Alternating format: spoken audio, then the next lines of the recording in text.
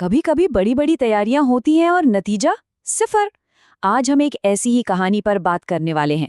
ये कहानी है अमेरिका और ईरान के बीच एक हाई स्टेक शांति वार्ता की, जो पाकिस्तान की मध्यस्थता में हो रही थी, लेकिन शुरू होने से पहले ही खत्म हो गई। तो ऐसा क्या हुआ, चलिए पता लगाते हैं। जरा सोचिए, एक पूरा शहर बंद कर दिया गया है, दुनिया भर की नजरें टिकी हैं, लेकिन जिस मंच पर सबको होना चाहिए वो खाली पड़ा है।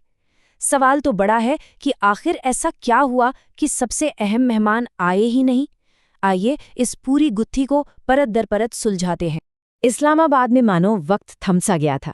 सड़कें खाली थीं, सुरक्षा एकदम चाक चौबंद। पूरे 48 घंटों के लिए शहर को एक तरह से सील कर दिया गया था। सब कुछ एक ऐतिहासिक पल के लिए तैयार था, जब अमेरिका और ईरान आमने सामने बैठकर शांति की बात करते। पर हुआ ये कि ना तो वॉशिंगटन से कोई आया, न तेहरान से। सारी तैयारियां, सारे इंतजाम सब धरे के धरे रह गए। ये शांति वार्ता शुरू होने का मौका ढूंढती रही और दम तोड़ गई। तो इतनी बड़ी कूटनीतिक नाकामी हुई क्यों? इसकी जड़ में बस एक शब्द है, भरोसा। या यूं कहिए कि भरोसे का बिल्कुल न होना। अमेरिकी प्रतिनिधिमंडल के बदलते रवैये ने ईरान के मन में शक का ऐसा बीज बोया जिसे निकालना नामुमकिन हो गया था। इस अविश्वास की सबसे बड़ी वजह बना जेडी वेंस प्रकरण।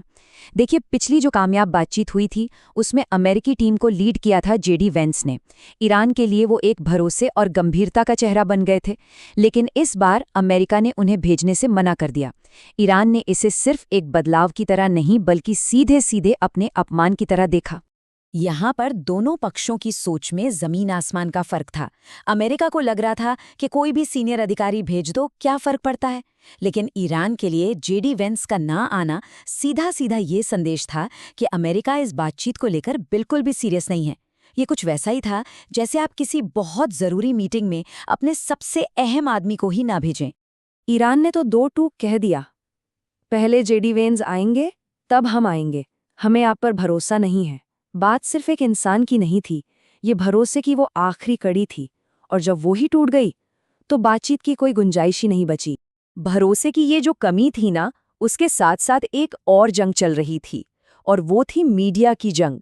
ये शब्दों का युद्ध था, जहां खबरें और बयान गोलियों की तरह काम कर रहे थे और शांति की बची खुची उम्मीद को भी खत्म कर रहे थे। अमेरिका के अंदर ही एक अजीब माहौल था। उस वक्त के राष्ट्रपति ट्रंप अपने ही देश के सबसे बड़े media house the Washington post, the New York times, CNN, इन सबको खुलेआम फेक न्यूज़ कह रहे थे। और उनकी ये घरेलू लड़ाई ईरान के लिए एक बड़ा हथियार बनने वाली थी। ईरान ने इस मौके को बहुत चालाकी से भुनाया। उन्होंने ट्रंप के ही शब्दों को उन्हीं के खिलाफ इस्तेमाल करना शुरू कर दिया। जब भी वॉशिंगटन से कोई आधिकारिक बयान आता, ईरानी मीडिया उसे फेक न्यूज़ कहकर उड़ा देता। मतलब अमेरिका अपने ही बुने जाल में फंसता चला गया। और आखिर में ईरान ने यही वजह सामने रख दी। उन्होंने कहा कि वो ऐसे फर्जी खबरों वाले माहौल में कोई बातचीत नहीं कर सकते। इस तरह मीडिया का ये विवाद बातचीत के रास्ते की एक बहुत बड़ी दीवार बन गया। लेकिन कहानी में एक और ट्विस्ट था, और शायद सबसे बड़ा। सोचिए, क्या हो अगर जो शांति कराने आया है शक के घेरे में वो ही आ जाए। ठीक यही हुआ मध्यस्थ की भूमिका निभा रहे पाकिस्तान के साथ। इन शांति प्रयासों की कमान पाकिस्तान के सेना प्रमुख जनरल आसिम मुनीर के हाथों में थी। वही थे जो इस पूरी बातचीत को हकीकत में बदलने की कोशिश कर रहे थे। लेकिन अमेरिकी खेमे में जनरल मुनीर को लेकर बहुत गहरी चिंता थी। खुफिया जानकारी में उनके ईरान के शक्तिशाली रेवोल्यूशनरी गार्ड कॉर्प्स यानी IRGC के साथ पुराने कनेक्शन की बात सामने आई थी। अमेरिका IRGC को एक कट्टरपंथी गुट मानता है, इसलिए ये कनेक्शन उनके लिए एक रेड फ्लैग जैसा था। और इसी शक ने एक भयानक डर को जन्म दिया, डबल क्रॉस का डर। अमेरिकी अधिकारियों को ये लगने लगा कि क्या इस मध्यस्थ पर भरोसा किया जा सकता है? कहीं ऐसा तो नहीं कि शांति की आड़ में अमेरिकी डेलीगेशन को किसी जाल में फंसाया जा रहा हो? अब ये मामला सिर्फ डिप्लोमेसी का नहीं, बल्कि उनके लोगों की जान का बन चुका था। तो जब बातचीत इस तरह से बिखर गए तो उसका नतीजा क्या निकला? और इस खालीपन को भरने के लिए अब कौन सी नई ताकतें आगे आ रही हैं? इस नाकामी का नतीजा बहुत खतरनाक था। शांति के लिए जो कीमती वक्त मिला था वो बर्बाद हो गया। दोनों ही पक्षों ने इस दौरान अपनी अपनी सैन्य तैयारियों को और मजबूत किया। शांति की उम्मीद की जगह जंग के बादल और भी गहरे हो गए। और इस पूरे तनाव की एक बहुत भारी आर्थिक कीमत भी है। एक अनुमान के मुताबिक इस लगातार चलने वाले संघर्ष की वजह से ईरान की अर्थव्यवस्था को करीब $250 अरब का नुकसान हो चुका है। ये रकम इतनी बड़ी है कि कई छोटे देशों की पूरी जीडीपी भी इससे कम होती है।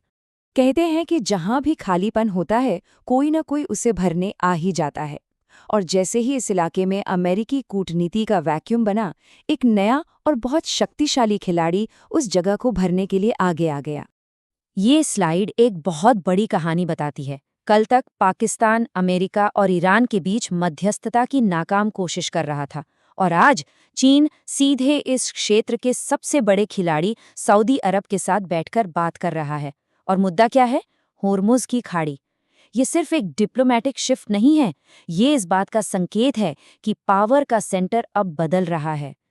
तो अब हम एक बहुत ही खतरनाक मोड़ पर खड़े हैं। पुरानी डिप्लोमेसी फेल हो चुकी है, मैदान में नए खिलाड़ी आ गए हैं और दांव पर लगा है दुनिया का सबसे अहम समुद्री रास्ता, हॉर्मुज जलडमरू मध्य।